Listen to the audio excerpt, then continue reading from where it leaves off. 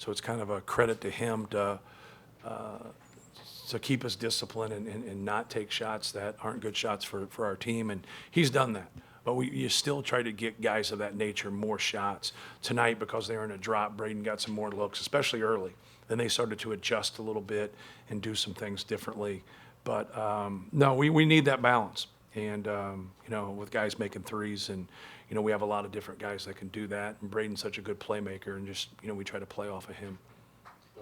You just talked about this briefly, but I think a lot of people look at your schedule, say Alabama, Auburn, Marquette, you've got a tough schedule, but you bring in 3 mid-major teams that returned a lot of production. They were all finished high in their league. I know setting your schedule isn't necessarily picking your schedule, but how is that part of the equation? Do you look at that when you're trying to set your schedule? Yeah, without question, we do. And I think that's where people get off the grid a little bit because they don't understand, what their nets are going to be, when you start a season. But you can gauge what their nets have been in the past. And that's the best predictor of the future. And it's not always 100% there. But, like, when you gauge that, like, no one's walking out of here thinking Yale's not having a good season, right? Like, no one walked out of here thinking Texas A&M Corpus Christi's not going to be at the top of their league. Like, Northern Kentucky just didn't. They hit a rut scoring the basketball. But Northern Kentucky's got an unbelievable matchup zone.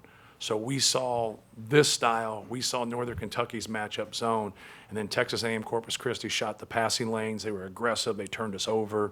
And so, like, that's the thing that you want. You want those challenges while still being able to win. What coaches get scared of is those losses.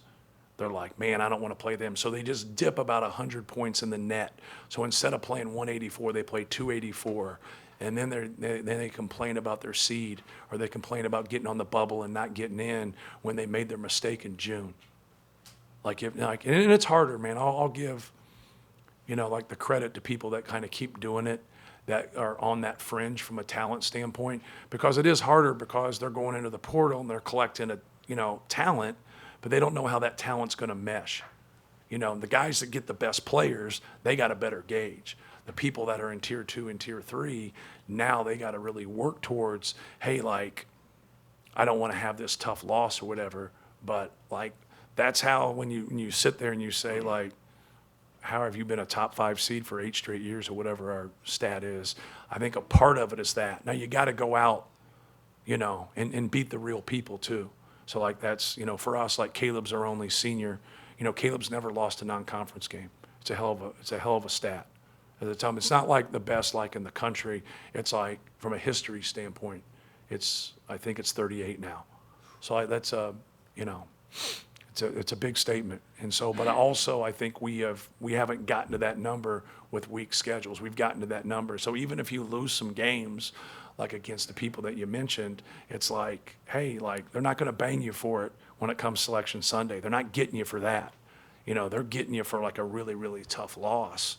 Like, if Yale beats you here, like, sure, you want to win the game, and it doesn't help you when you lose it, but they're going to be great this year.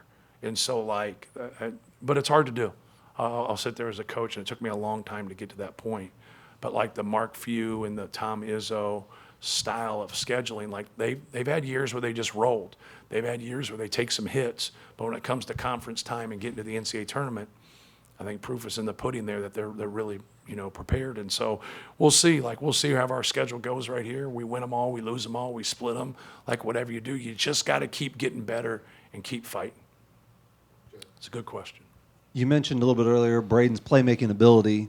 He seems to have some moments where he kind of leaves his feet and gets stuck in the air. Yes. But at the same time, he has a tendency to make some really high-level plays and skip passes. Right. How do you find a middle ground for him that works best for you and the team? Well, when you jump and you make passes coming off of ball screens that you do like 20, 30, 40, 50 times a day in practice, like, you live with it. But when you jump, when you cross half court, you don't. Right? So that's not a basketball play. That wasn't a basketball play. And so then when he throws the ball somebody up the sideline and they're not looking, it's not a basketball play because you don't throw to bodies, you throw to eyes. And so, like, those things. And, we hold him at a different level because he's special when it comes to passing. Like, he doesn't, like, need to turn it over. Like, PJ's done a great job for us offensively, and PJ would go 2 weeks without turning it over. Different players. And then I'd say, hey, man, I didn't bring you here to turn the basketball over. And he'd be like, Coach, I've had one turnover in the last 5 games. I said, I don't give a damn. Don't turn the ball over. You're not here to turn the ball over. You're here to take care of the basketball and run our team. And they both have different responsibilities, but when guys make basketball plays and they're trying to make the right play and they turn it over, man, you just got to be positive with them and stay with them. But when they do some things that are screwy and, they don't have discipline that they could do in their sleep, that's where you got to hold them accountable and say, like, because think about if he doesn't make those 2 plays and then he gets took right away because he was thinking about those 2 plays. Like, you got to move to the next play. Like, he's a fabulous player. He's fabulous. Best point guard I've been around. But, like, who cares? You can't change that shit. Play's over. Guard your man. Keep him out of the paint. He's still thinking about that. So the guy I played for used to call, like, don't compound your mistakes. You make one mistake and let it stand. Let that one stand. You got it. You made a mistake. But don't make 2 or 3. Like, don't be emotionally drunk. Like, hang in there. Kind of going off of that mistake that maybe was to no fault of his own, Miles gets called for on the screen, and whether it was the right call or the wrong call, that could have changed the game. It was the wrong call. It could have changed the game, and instead, I think you get a takeaway after the timeout. Cam gets to the line, Braden steals the inbounds pass, and you get 4 points out of it. Yeah. When you talk about a winning team over years, how Right. much of that kind of mentality where you don't let the mistake affect the next Right, play? and that's what you want right there. Like him getting that steal and that basket right there was a huge play for us. It got it to 4 possessions, and then there was still stuff happening at the end of the game because they made plays. But that was huge. Like that was a huge play right there. But moving to the next play, like now you get a call that goes against you, and as you guys all know, like we got the next 2, and I don't know if they were ours, but we got them. And so that's the way the game floats sometimes when things of that nature happens. When you have the basketball, when you're officiating, and you got to deal with a ball screen, that's why they changed the rule, and they go to the clock on 20 seconds for a 10-second count. Because what they used to have was you're reffing and you got the count, I got the ball, and I got the screen. It's impossible. It's impossible to referee. So they changed it to where it's there. So I got to watch you guard the basketball, and I got to watch this screen be legal. And that's why you need help from the other guy. He's got to be able to call. That's why you'll see fouls, and those guys will be like, I just didn't see it, because you're dealing with the ball and you're not dealing with the screen. When you can back up, a lot of times when you can back up and you're further away from it, you'll see it more clearly than when you're on top of it. I know that makes sense to you guys, but it's true.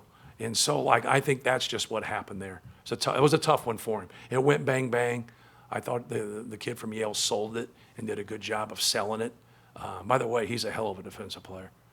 I've never seen guys go under ball screens and still find people.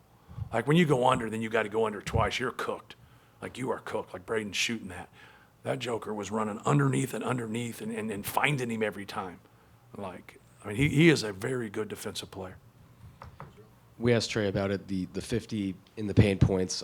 He said, that number's a concern.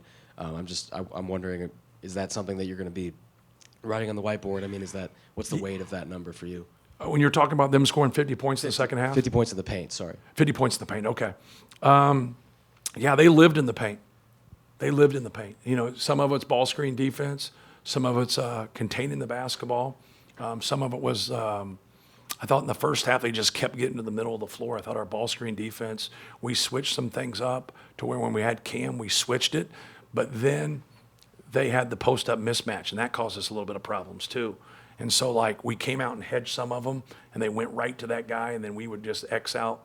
But we got to do a better job of keeping the ball out of the paint, period. So we'll go back and watch tape, and we'll work on that. But Alabama's not going to run what Yale run. So, I think if we had to play Yale again, we could be better in that area, but we're not going to play them again. So, but it's a concern without question. But it was a concern before this game.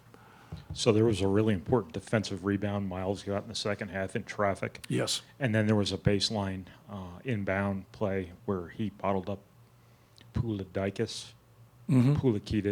Have you seen a new concentration? You got it right the second time. Level from him? Have you seen a more Yes. urgency? Yes. Have you seen him more engaged in some of the substantive stuff you need from him? No question. I didn't think he was. I told him the other day in the office, you scored 14 in the first game, and you scored 5 in the second game, and you were so much better in helping us win in the second game. And tonight, I thought he had a balance of both. He took what came his way offensively, but I thought he was great defensively. I thought he was a big part of the game. He made it really hard on John. See how I did that, noob? Now, the kid's a great player, man. I want to make sure that that's out there because he's got a chance, man. Anybody that can strike like that, you got a chance to make a lot of money. You got a chance to make a lot of money if you graduate from Yale, too. So he's in the catbird seat, right? 2 dreams, man. You got to have a dream through education. You got to have a dream through basketball. And he's got both of them, so he's got a bright future. Thanks, guys. Thank you, guys.